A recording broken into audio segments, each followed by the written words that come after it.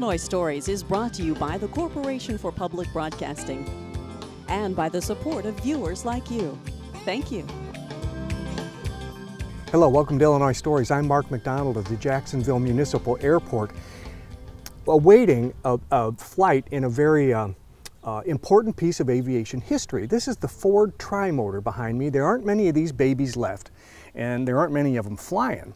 But the EAA, and we'll explain this association to you throughout this program, flies these around the country in order to preserve them. They are genuine pieces of history. And Jerry Flocker is one of the pilots that gets the opportunity, I guess, to do this. You go, I guess, everywhere, don't you? Every place that'll have you. Pretty much. Through the home office in Oshkosh, Wisconsin, the EAA, they schedule the tours. Mm-hmm. There are 15 pilots that are blessed to get to fly the aircraft. Yeah. For me personally, it's part of being living history. Where are you from originally? Decatur area. Really? Mm-hmm. Oh, good. So we got a local person on. That's terrific. Are you a retired pilot? Is that what you used to do? I am a retired corporate pilot for a large corporation. Yeah, yeah. So this is really just, it's made for you. It's just perfect. And how much do you work? Do you work every day? Do you work when you want to work? Or how does that? Like I say, there are 15 of us that get to fly this and one other airplane on the tours. Typically it works out 6 or 7 times a year. Yeah, okay. So it's a good retirement job, isn't it? Absolutely. Yeah. Is it still a thrill? You've probably flown this thing hundreds of times. I've been flying it 18 years. Today is just as exciting to me as the first day was. As we look at the front of the plane, this is what stands out to me, and I've seen pictures of it, but I've never seen one live like this before, is what the wingspan is huge. It's really a large craft, isn't it? The wingspan is 74 feet. Yeah. Yes. And 3 motors. 3 motors, each motor is 450 horsepower. Yeah. Was that in 1929 when this was built, was that a whale of a bunch of horsepower? Originally it had 300 horsepower engines on it when it was brand new, yes. Okay. Was there a reason why they wanted to make a plane that powerful? Originally Henry Ford's idea was to give the traveling passengers redundancy. So he wanted 3 powerful engines to power the aircraft.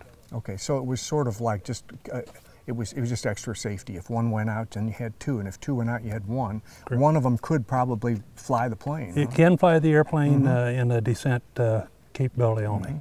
And it was used, or was it originally built to be a passenger aircraft? Yes. Was it the first one? No, it wasn't the first. The first airline aircraft were tube construction covered with fabric. And this, there again, Henry Ford wanted to have an all-metal airplane for passenger acceptance.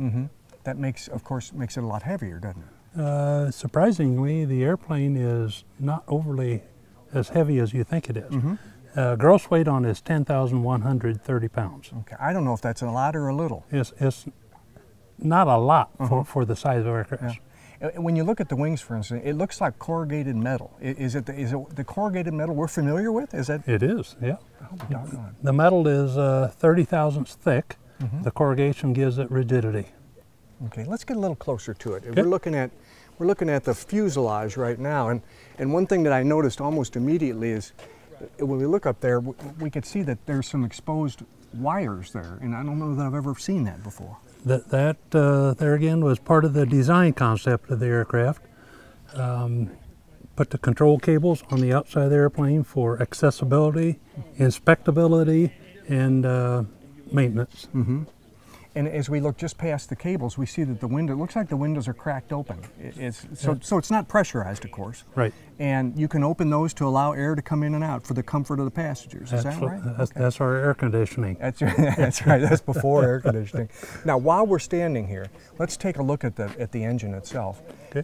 Is there anything that you need to point out to us? Because I don't know aircraft engines. It just looks mighty pretty, but I don't know what I'm really looking at. Are those pistons? Each projection is a piston. There are 9 of them. 985 cubic inches of displacement, equaling 450 horsepower. Okay. Now, is that by automotive standards? Is that a very powerful conglomeration? Is yes. It is? Yes. Okay. And Ford wasn't involved in aviation that I was aware of. What got into him, do you know?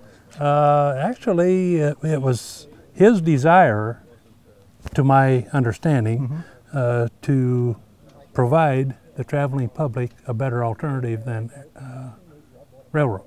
Okay. In other words, New York to L.A. In 3 days rather than 6 days on the on the rail. And did he have any desire to like, was this to improve his car company in any way, or was this a complete offshoot?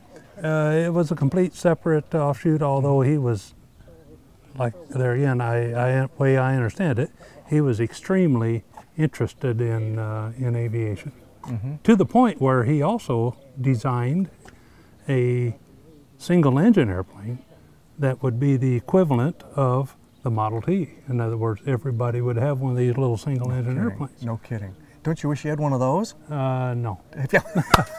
Have you ever seen one? I have. He actually did build them. Huh? They built 3 of them. Oh, wow. And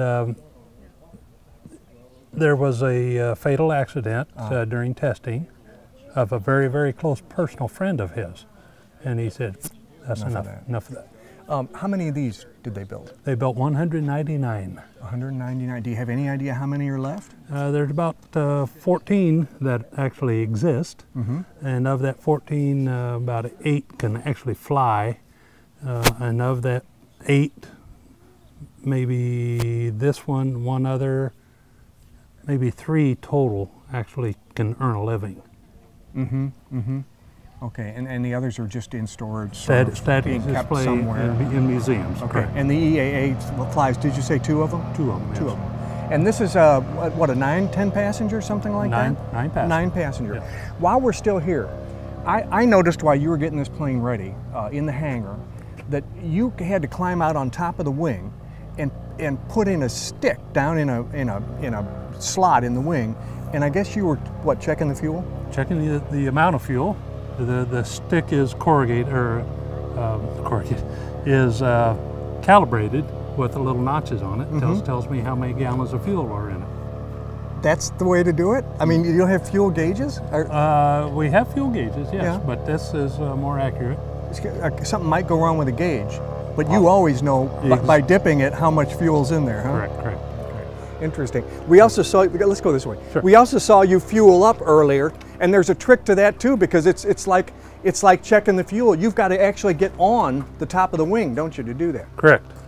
And you kind of have to be athletic, because it looks like getting out could be kind of a problem. It is. There are some anti-slip strips up there that are installed, but also on a dewy, damp morning, it is quite slick. I'll bet. So we try not to plan to be on the wing or need to climb on the wing during a rain event or high moisture content.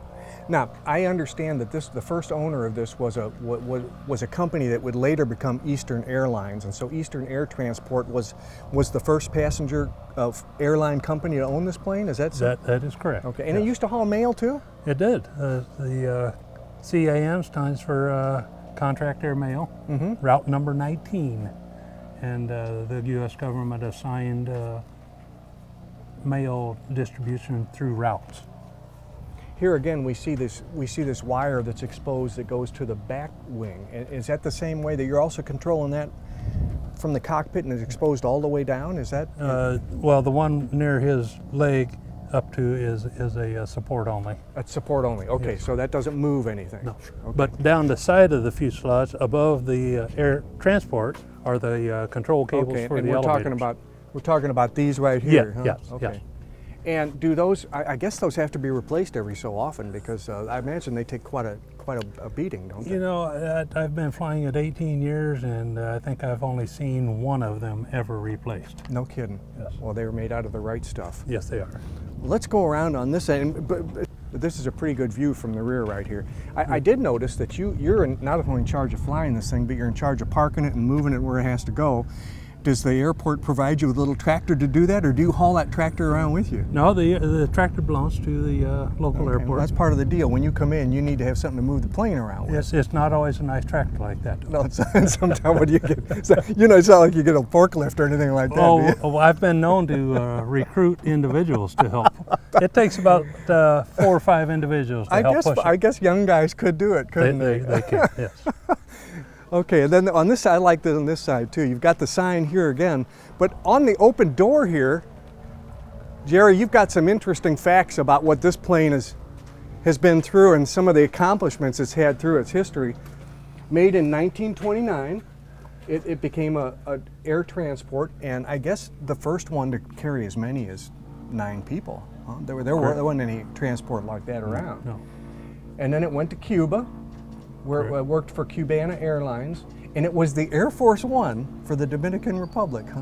As near as we can establish, yes, but that was very brief. It flew their president around. Returned for barnstorming, used for crop dust. This thing's been used for everything. And now, okay, the EAA, I told the audience we'd talk about that a little bit, the Experimental Aviation Association, right? And what you all are devoted to doing is not only experimental aircraft, but saving historical aircraft as well, I guess. Absolutely, in both of those instances. Through owning this, the EAA is able to then have us as volunteer pilots bring it out to the public, away from this home in Oshkosh, Wisconsin. And then you go to around places like Jacksonville here. The public would like to get a ride in this. Correct. For $75, an adult can take a ride, and that helps to support your whole cause of preserving aircraft. Correct. And keeping the association going.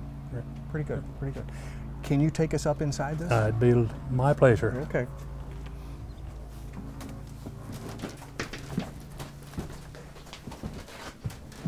Watch your head there as you come up.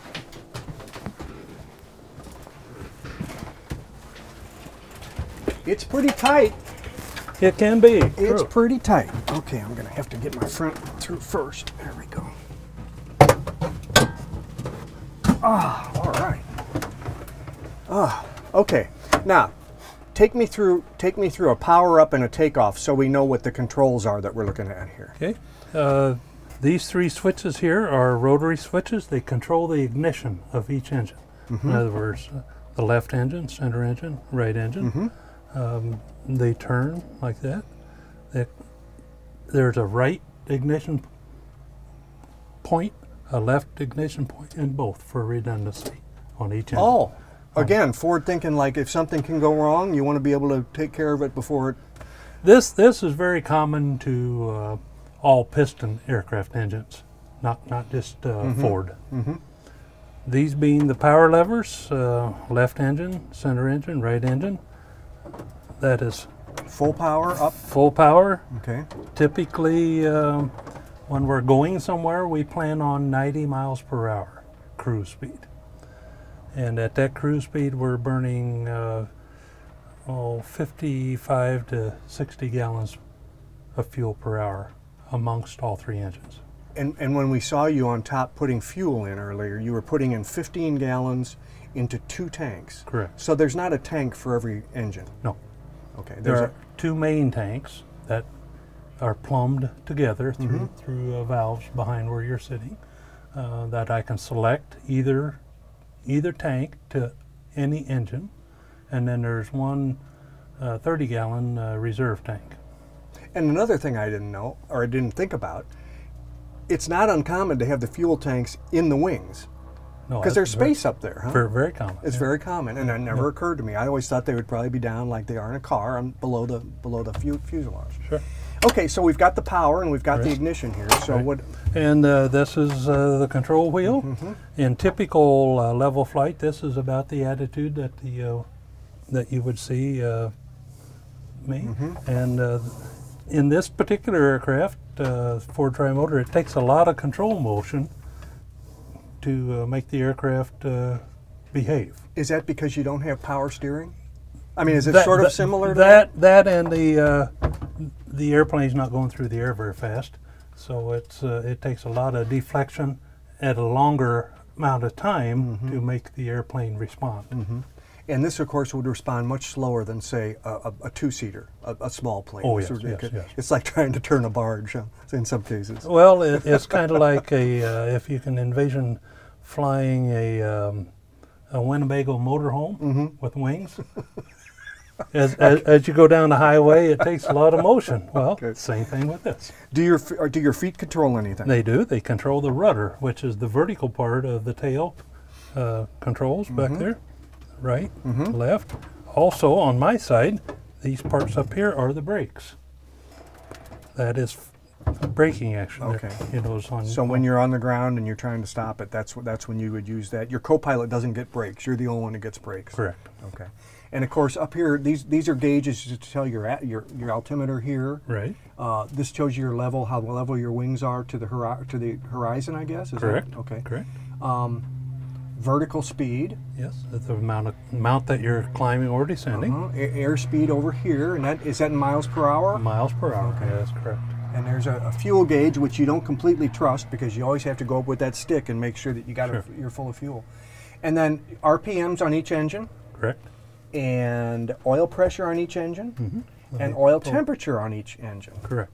And also, to back all that up, outside on that pylon, if you look out behind the engine, you'll see those same gauges are outside his. Those are original to the aircraft. These that you see on the instrument panel in front of you are modernization. So these would not even have been here. The pilot had to look out there to see. Correct. Wow, that's kind of hard. Hence the old saying, pilots need good eyesight. We all hope that they have it. We all hope so, especially those of us who are going up with you later on in the day. Sure, sure. Well, Jerry, thank you. Is there anything I'm missing here that we should point out? No, I think we've covered it all. Okay, great. Thanks for the tour. Oh, my pleasure. My pleasure. Are we clear? Several years ago, didn't Carl Scroggins work over there? He works at the radio station. He retired. Yeah, Carl's good friend.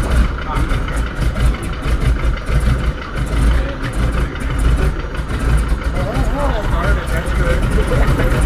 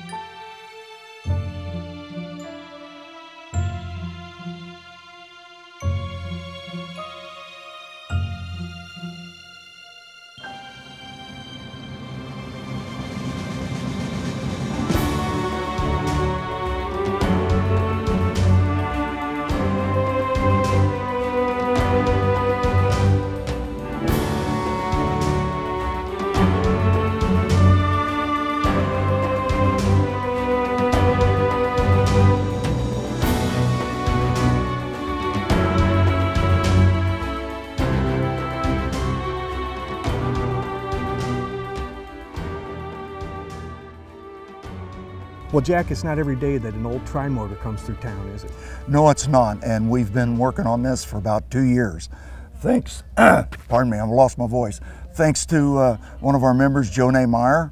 She done all the legwork, all the phone calling to EAA and Oshkosh headquarters, and she done a heck of a job. It's not that easy to set up, is it? No, it's not. It takes a lot of time, a lot of manpower. We've put a lot of effort into this thing, and to bring the EAA TriMotor to Jacksonville so people can enjoy it like we enjoy aviation. Yeah, yeah. Now you're involved with the EAA. In fact, you're the local chapter president, is that right? That's correct. What does the EAA do for people who aren't like living in that world? What do they do? The EAA is formerly known as the Experimental Aircraft Association.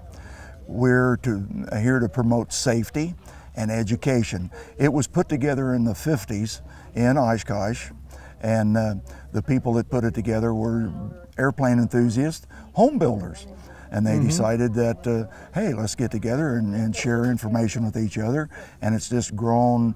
It's out of sight now. Okay, so that's why it was called experimental aircraft in the beginning, is because these folks, they were building their planes in their backyard or in their garage, right? And they still do is that to right? this day. And people say, oh my God, I wouldn't go up in a home-built airplane. But actually, a home-built airplane in some respects is safer than a factory-built airplane because people take more time, more patience, and do it right. Have you ever built one yourself? In fact, I've built 2. Have you really? Yeah. Now, a little background on you. You are an instructor at Lincoln Land Community College in their aviation program, right? Yes, I am. And you instruct young people on how to fix and maintain aircraft, is that it? Well, I teach them how to be A&Ps, airframe and power plant mechanics. We have to be licensed by the government to work on airplanes. And it's not just young people. We have a lot of people coming back now from the service who have got some aviation experience in the service. And thank goodness for the GI Bill, because they can go to school for free. I'd say our classes are about 50-50. Half people, young people fresh out of high school, and the other half are late 20s, early 30s, looking for a good job, a great career. Yeah. And so you've built 2 airplanes yourself, like in your garage, or do you have a shop? Or how No, they started in my garage. There, look over your shoulder. There it goes.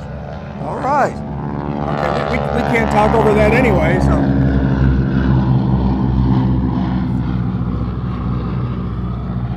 That's quite you don't get tired of seeing that, do you? No, no. Okay, so you built it there in your shop, or I cut you off? They started off in the garage at home, and then when you reach a certain point, you have to sometime come to the airport because they get too big for the garage. Finish them up. Huh? Yeah. How did they fly for you? Do you still fly them? Actually, I haven't finished either project. They're both down in my hangar right now. But you'll get around to it when you get around to it. Yeah. I just get so busy. I retired about 10 years ago, and I'm busier now than when I had a full-time job. Okay. Well, back to this TriMotor. I just got off the darn thing, and I'll share my observations with you if you'll share yours with, because you've been on them before too. People can't appreciate fully the amount of vibration that you get when you're sitting in one of those. This would have been the lap of luxury for travelers in 1929. Oh, this was a 747 of the day. But for us, it's the vibration is pretty remarkable, and the noise, it's really noisy. Yes, they are pretty noisy, especially compared to today's jets when people get on and they can talk to each other and watch movies. And in those days, the people was more about the thrill of aviation. Most people had never been off the ground. Oh, exactly. Especially in 1929, and just looking out the windows at the countryside. I remember my first airplane ride. I was just amazed. I know. In fact, I still am. I know. Sometimes. I think you are. The guys who have the bug like you don't lose it. You want to get up there all the time, and when you are up there, that's just where you want to be. Exactly. Yeah. Exactly. Jack, thank you for talking to us. Really appreciate it. Thank you guys for coming over and being a part of this experience. And thanks for bringing the plane to Jacksonville. That's terrific. There's the lady we need to thank. Okay. We recorded the program originally on a Thursday, and the following day our cameraman, Randy Phillips, was back in Jacksonville helping out with ground crew duties. Luckily, he ran into a lady who rode on the TriMotor just a few years after it was built. He was able to get a quick interview with her. She has some very interesting insights. So I understand that you actually rode on the TriMotor as a young lady. When I was 10 years old, 1932. Tell me a little bit about that experience. Well, for starters, as I recall, it cost $10, which was a lot of money in 1932. It's the height of the Depression. And why my father ever parted with it, I'll never know, but he did. He agreed to let me take a ride, and I came with my best friend, whose father was postmaster and owned Morgan Dairy.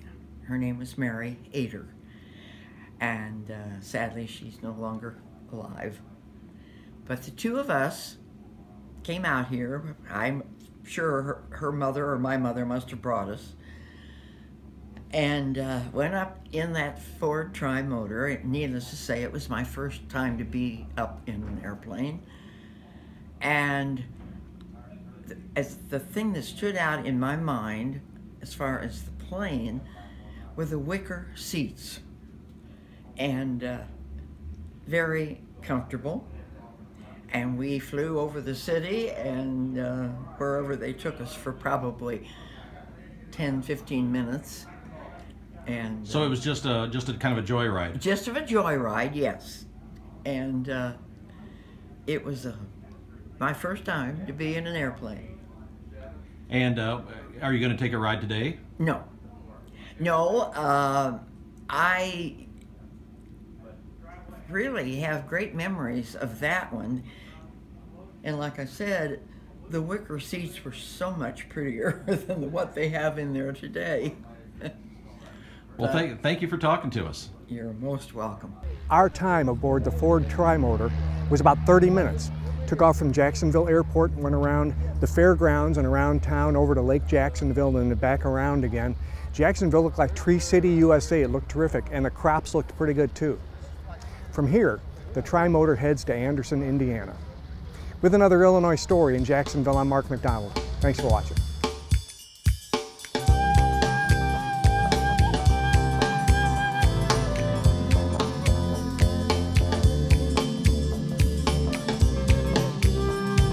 Illinois Stories is brought to you by the Corporation for Public Broadcasting and by the support of viewers like you. Thank you. For a DVD copy of the program you've just seen, send $19.95 to Network Knowledge, P.O. Box 6248, Springfield, Illinois 62708. Be sure to include the program name, subject, and when the program aired. You can also order with your credit card by calling 800-232-3605.